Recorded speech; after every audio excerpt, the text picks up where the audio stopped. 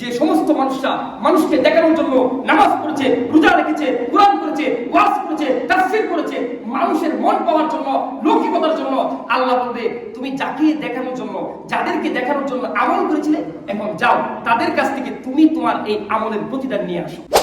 আল্লাহ নবী হাদিসের মধ্যে বললেন, ইন্না আখওয়াফা মা আখাফু আলাইকুম শিরকুল আসগর। ও আমার সাহাবীরা, শুনে রাখো, আমি তোমাদের জন্য সবচেয়ে বেশি যে জিনিসটাকে ভয় করি সেটা হলো ছোট শিরক, গোপন শিরক, ছোট শিরক। সাহাবায়ে জিজ্ঞেস করলো, ইয়া রাসূলুল্লাহ, ওমা শিরকুল আসগর, ছোট শিরক আবার গোপন শিরক, ছোট শিরক এটা কি? আল্লাহ নবী বললেন, আর রিয়া, লৌকিকতা, লোক দেখানো শিরক। আপনি নামাজ পড়ছেন, আপনার পাশে 4-5 জন মানুষ এসেছে, আপনি তাদেরকে দেখে নামাজটা একটু বিলম্ব করে দিলেন, এটা হবে লৌকিকতা, লোক দেখানো শিরক। এটা হবে কি শিরক? লোক দেখানো শিরক।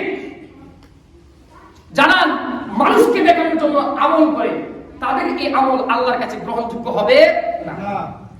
হজ করে এসেছে, খুব ভালো কথা, খুব ভালো, কিন্তু হজ করার পরে তার নামের শুরুতে যদি হাজি না লাগায় সে রাগান্বিত হয়। আসলে সমাজে এরকম মানুষ আছে। হাজি সাহেব, আপনি একটু বুঝতে পারেন না, আপনি হজ করার কারণে যদি আপনার নামের আগে হাজি লাগাতে হয়, তাহলে আমরা যে সারা জীবন নামাজ পড়ে যাচ্ছি, আমাদের নামের আগে মুসল্লি কেন লাগায়? মোহাম্মদ মুসল্লি কামরুল ইসলাম বলেন কেউ? বলেন কেউ?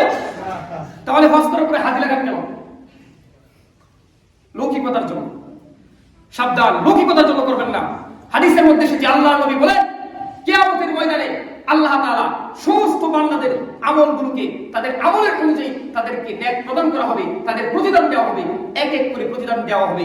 যে সমস্ত মানুষরা মানুষকে দেখানোর জন্য নামাজ পড়েছে, রোজা রেখেছে, কোরআন করেছে, ওয়াজ করেছে, তাফসীর করেছে, মানুষের মন পাওয়ার জন্য, লৌকিকতার জন্য, আল্লাহ বলবে তুমি যাকে দেখানোর জন্য, যাদেরকে দেখানোর জন্য আমল করেছিলে, এখন যাও তাদের কাছ থেকে তুমি তোমার এই আমলের প্রতিদান নিয়ে আসো।